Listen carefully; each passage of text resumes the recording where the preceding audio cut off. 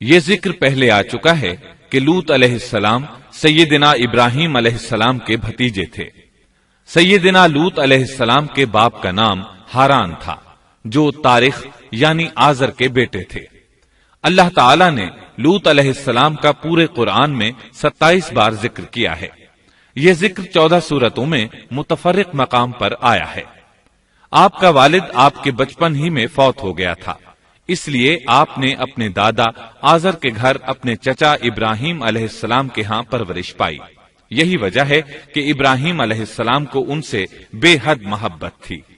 جس وقت پوری قوم سیدنا ابراہیم علیہ السلام کے خلاف اٹھ کھڑی ہوئی اور انہیں آگ میں ڈالا گیا، اس کٹھن وقت میں صرف لوط علیہ السلام ہی وہ شخصیت تھے جو آپ پر ایمان لا چکے تھے، جیسا کہ اللہ تعالی نے فرمایا، ان پر لوط ایمان لے آئے۔ پھر جب ابراہیم علیہ السلام نے ہجرت کی تو لوط علیہ السلام نے بھی ان کے ساتھ ہجرت کی۔ اللہ تعالی فرماتے ہیں، اور کہنے لگے کہ میں اپنے رب کی طرف ہجرت کرنے والا ہوں، وہ بڑا ہی غالب اور حکیم ہے۔ اس سے پہلے ہم ذکر کر آئے ہیں کہ جب ابراہیم علیہ السلام مصر سے فلسطین واپس چلے گئے تو آپ نے اپنے بھتیجے لوط کو سدوم بستی کی طرف بھیج دیا۔ یہ بحر مردار کے پاس ایک بستی تھی، تجارتی مرکز اور مسافروں کے لیے آرام کی جگہ تھی۔ یہ ایک کافر قوم تھی، ان میں ایک بھی مومن نہیں تھا۔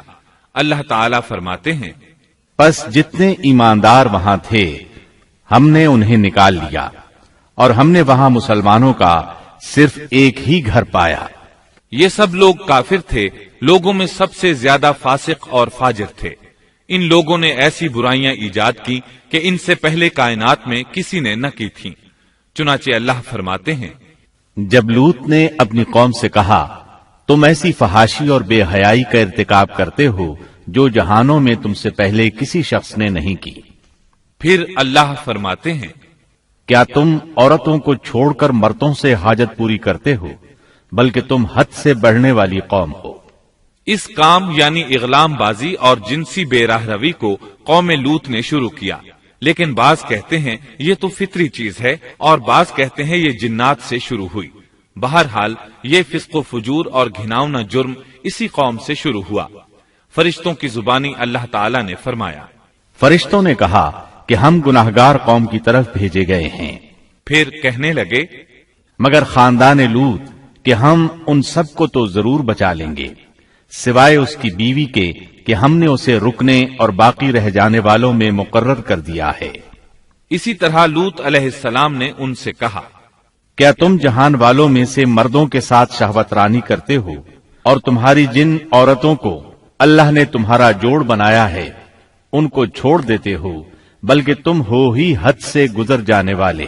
اللہ تعالی نے قرآن میں کتنے ہی مقامات پر اس گناہ کی برائی اور قباحت بیان فرمائی ہے، اس لیے کہ یہ نہایت سنگین اور گھناؤنا جرم ہے۔ اللہ تعالی فرماتے ہیں، اور لوط کا ذکر کر جبکہ اس نے اپنی قوم سے کہا کہ کیا باوجود دیکھنے بھالنے کے پھر بھی تم بدکاری کرتے ہو؟ یہ کیا بات ہے کہ تم عورتوں کو چھوڑ کر مردوں کے پاس شہوت سے آتے ہو؟ حق یہ ہے کہ تم بڑی ہی نادانی کر رہے ہو۔ اللہ تعالی نے اس قوم کی قبیح خصلتوں کا جتنا ذکر کیا ہے کسی اور قوم کا نہیں کیا۔ انہیں کافر، مجرم، جاہل اور حد سے بڑھنے والا کہا گیا، کہیں فضول خرچی کرنے والے اور فاسق کہا گیا۔ یہ تمام برائیاں ان میں موجود تھیں۔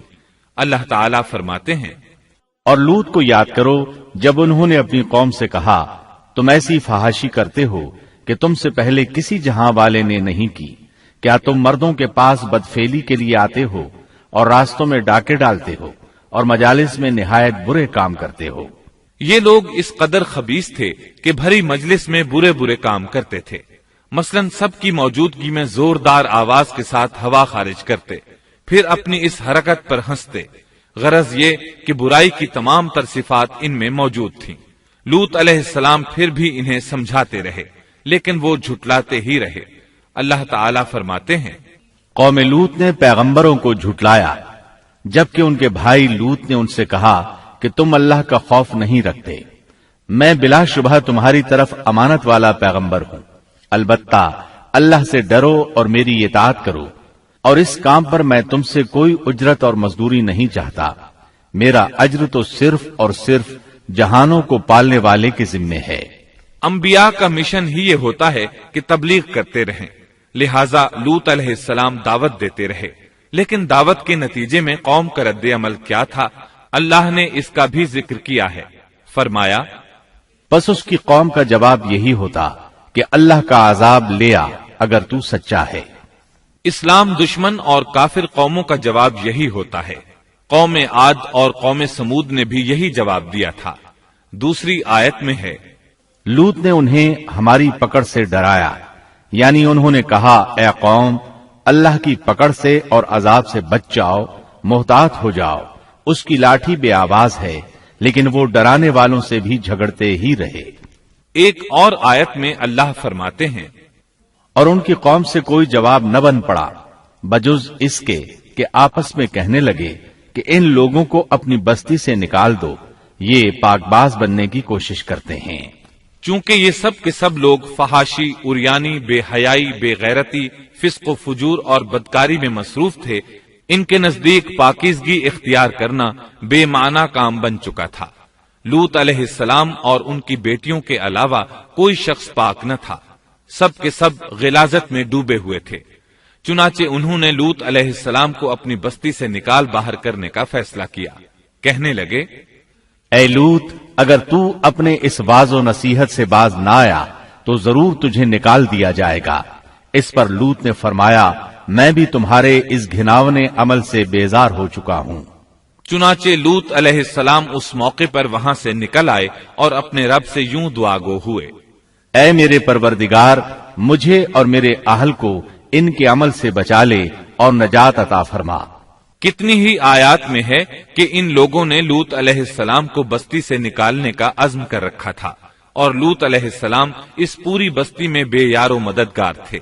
वहां उनका कोई खानदान तो था नहीं, लिहाजा घर में ही बैठे रहे, दुआ करते रहे, ऐ परवरदिगार, इस फसादी कौम के खिलाफ मेरी मदद फरमा।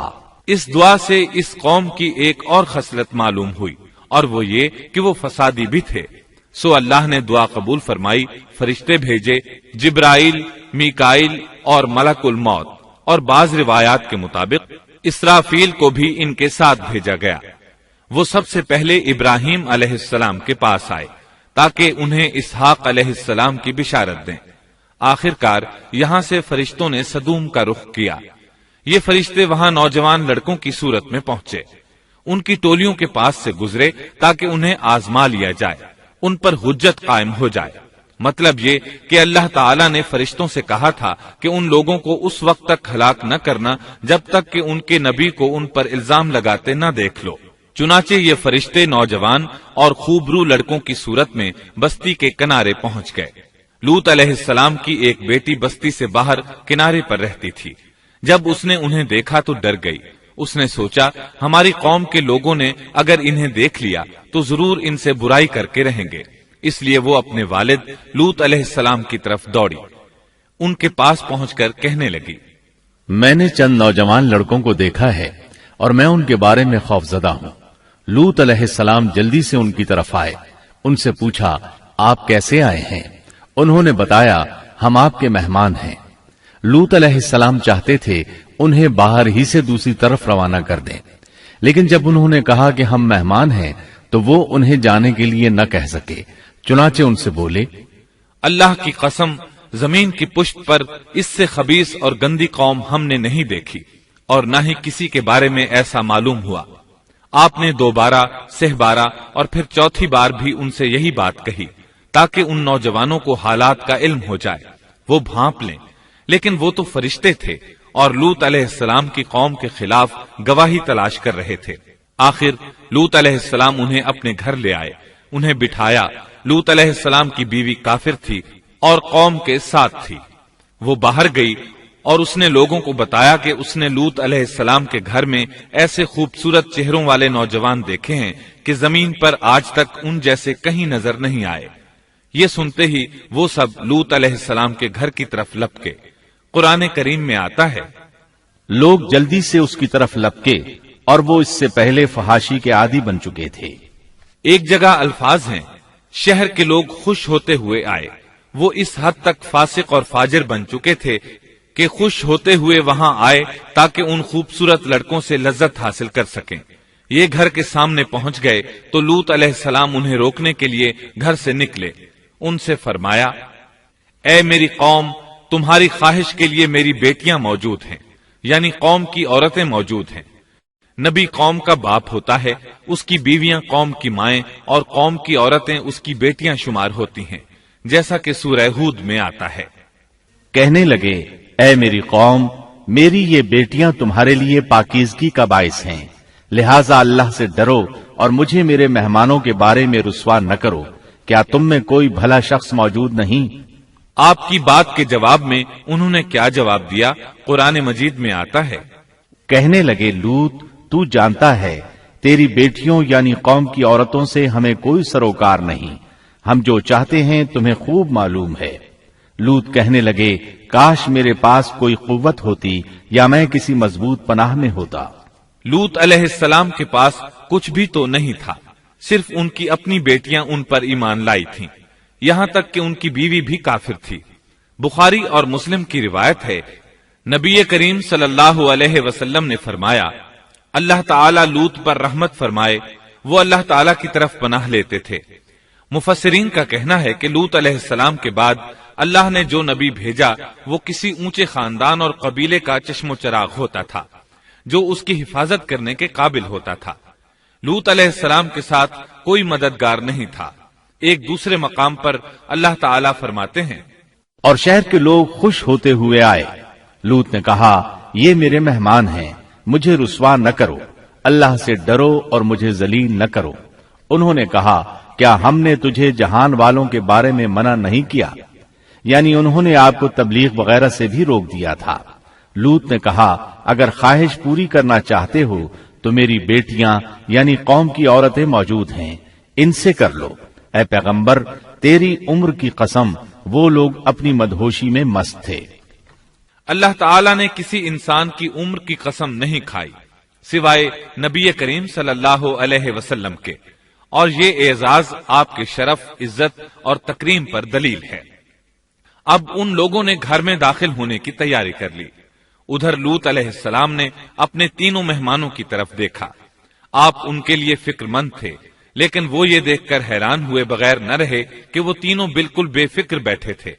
اس وقت کی کیفیت اللہ تعالیٰ نے قرآن مجید میں یوں بیان فرمائی ہے، لوط کہنے لگے، تم لوگ تو کچھ انجان سے معلوم ہو رہے ہو۔ اس پر وہ کہنے لگے، ہم تو تیرے پاس وہ فیصلہ لائے ہیں جس میں اس قوم کو شک تھا، اور ہم تیرے پاس حق لے کر آ چکے ہیں، اور بے شک ہم سچے ہیں۔ سورۃ العنکبوت میں اللہ تعالیٰ فرماتے ہیں، فرشتوں نے کہا، اے لوط، نہ ڈر اور غم نہ کھا، یقیناً ہم تجھے اور تیرے اہل کو سوائے تیری بیوی کے نجات دیں گے، وہ پیچھے رہ جانے والوں میں سے ہوگی۔ ہم اس بستی والوں پر ان کے گناہوں کے سبب آسمان سے عذاب نازل کرنے والے ہیں۔ انہوں نے یہ بھی کہا، کہنے لگے، اے لوط، ہم اللہ کے بھیجے ہوئے فرشتے ہیں، یہ لوگ تجھ تک نہ پہنچ پائیں گے، یعنی تجھے تکلیف نہیں پہنچا سکیں گے۔ پھر ان میں سے ایک شخص نے اندر داخل ہونے کی کوشش کی۔ جبریل اٹھے، انہیں ایک ایسی ضرب لگائی کہ تمام کے تمام اوندھے ہو گئے۔ اس بارے میں اللہ کا فرمان ہے، انہوں نے لوط کو اس کے مہمانوں کے بارے میں پھسلانے کی کوشش کی تو ہم نے ان کی آنکھیں مٹا ڈالی۔ اللہ تعالیٰ سورۃ القمر میں فرماتے ہیں، فذوقوا عذابی ونذر، پس میرا عذاب اور ڈرانا چکھو۔ وہ دھمکیاں دینے لگے اور واپس جاتے ہوئے کہنے لگے، ہم تجھ سے کل نبٹ لیں گے۔ انہوں نے سزا محسوس بھی کر لی، لیکن پھر بھی توبہ نہ کی۔ اس وقت فرشتوں نے کہا، یقیناً ان کے وعدے کا وقت صبح کا ہے، اور کیا صبح بالکل قریب نہیں؟ صبح تک انہیں مہلت مل گئی۔ فرشتوں نے کہا، اے لوط، اپنے اہل کو رات کے حصے میں لے کر نکل جا، اور ان کے پیچھے پیچھے تو چل، اور تم میں سے کوئی پیچھے مڑ کر نہ دیکھے، اور جہاں تمہیں حکم ہو چلے جاؤ۔ اور ہم نے اسے وہ فیصلہ سنا دیا کہ صبح ہوتے ہی اس قوم کی جڑ کاٹ دی جائے گی۔ اسی طرح اللہ تعالیٰ سورۃ الشعراء آیت 170 اور 171 میں فرماتے ہیں، ہم نے اسے اور اس کے تمام اہل کو نجات دی سوائے اس کی بیوی کے جو پیچھے رہنے والوں میں سے تھی۔ سورۃ القمر میں اللہ تعالیٰ فرماتے ہیں، تمام ہلاک ہو گئے سوائے لوط کی آل کے، انہیں ہم نے صبح سحری کے وقت یعنی رات کے آخری حصے میں نجات دی، یہ ہمارا احسان تھا اور اسی طرح ہم شکر گزاروں کو بدلہ دیتے ہیں۔ چنانچہ لوط علیہ السلام نکل کھڑے ہوئے، ان کے ساتھ ان کی صرف 2 بیٹیاں تھیں، وہ بستی سے نکل گئے، پھر صبح ہوئی، روشنی پھیلنے لگی تو عذاب آ گیا، اور صبح سویرے ہی انہیں ٹھہرنے والے عذاب نے آ لیا، پس تم میرے عذاب اور ڈرانے کا مزہ چکھو۔ یہ عذاب کیسا تھا؟ جبریل علیہ السلام آئے، اپنا پر زمین کے نیچے داخل کیا، اس مکمل بستی کو اکھیڑا اور آسمان کی طرف اٹھا کر لے گئے۔ کہا جاتا ہے کہ فرشتوں نے اس بستی کے مرغوں کی اذان اور کتوں کے بھونکنے کی آوازیں سنی اور لوگوں نے فرشتوں کی تسبیح سن لی۔ جبریل علیہ السلام نے ایک چیخ ماری، سب بجھی ہوئی آگ کی طرح ہو گئے، پھر مکمل بستی کو پکڑ کر الٹا دیا، ہر ایک کے لیے آسمان میں پتھر تیار تھا، بہرحال اس کو زمین پر دے مارا۔ اللہ تعالیٰ سورہ ہود میں فرماتے ہیں، پس جب ہمارا حکم آیا تو ہم نے اس کا اوپر والا حصہ نیچے کیا اور ان پر کنکریلے پتھر برسائے جو تہ بتہ تھے، تیرے رب کی طرف سے نشاندار تھے اور وہ ان ظالموں سے کچھ دور نہیں تھے۔ سورۃ الحجر میں اللہ فرماتے ہیں، روشنی ہوتے ہی انہیں بڑے زور کی چیخ نے پکڑ لیا، پھر ہم نے اس کا بلند حصہ نیچے کیا اور ان پر کنکر والے پتھر برسائے۔ سورۃ الشعراء میں اللہ فرماتے ہیں، اور ہم نے ان پر ایک خاص قسم کا می برسایا، پس بہت ہی برا می تھا جو ڈرائے گئے ہوئے لوگوں پر برسا۔ یہ ماجرا بھی سراسر عبرت ہے، ان میں سے بھی اکثر مسلمان نہ تھے۔ بے شک تیرا پروردگار وہی ہے غلبے والا، مہربانی والا۔ سورۃ النجم میں اللہ فرماتے ہیں، اور اس نے الٹائی ہوئی بستیاں گرا دی، پھر ان کو اس چیز سے ڈھانپا جس سے بھی ڈھانپا، مطلب یہ کہ ان پر پتھروں کی بارش برسائی، پس تم اپنے رب کی کون کون سی نعمتوں میں جھگڑو گے۔ یہ شخص بھی پہلے ڈرانے والوں کی طرح ایک ڈرانے والا ہے۔ اس طرح یہ بستی سدوم باہر مردار کے علاقے میں تہس نہس ہو گئی اور اس کے آثار و نشانات قیامت تک کے لیے چھوڑ دیے گئے ہیں۔ ان نشانات کو اسی لیے باقی چھوڑا گیا ہے کہ سارا جہان ان کو دیکھ کر عبرت پکڑے، فحاشیوں سے باز آ جائے، خاص طور پر سب سے بڑی فحاشی جو قوم لوط کا عمل تھا اس سے باز آ جائیں۔ سیدنا لوط علیہ السلام کے اس قصے میں قرآن حکیم اور احادیث نبوی سے یہ بات ثابت ہوتی ہے کہ سیدنا لوط علیہ السلام جس قوم کی طرف مبعوث کیے گئے تھے وہ قوم اخلاق کے اعتبار سے بالکل ختم ہو چکی تھی اور اب اس کی اصلاح ناممکن ہو چکی تھی۔ اس قوم نے اپنے جرم کو جرم بھی نہیں سمجھا تھا، عام مقامات پر اعلانیہ بے حیائی کرنا ان کا مشغلہ تھا۔ یہ ایسا عمل تھا جس کی ماضی میں کوئی نظیر نہیں ملتی۔ مردوں کا مردوں سے اختلاط اور عورتوں کا عورتوں سے، یہ ایسا فعل تھا جو جنگل کے وحشی جانور بھی نہیں کرتے۔ یہی وجہ تھی کہ یہ قوم اپنے میں سے کچھ نیک لوگوں کو بھی برداشت نہیں کرتی تھی، وہ انہیں نیکی اور شرافت کی دعوت دیتے تھے، اسی لیے وہ ان کے سخت مخالف ہو گئے تھے۔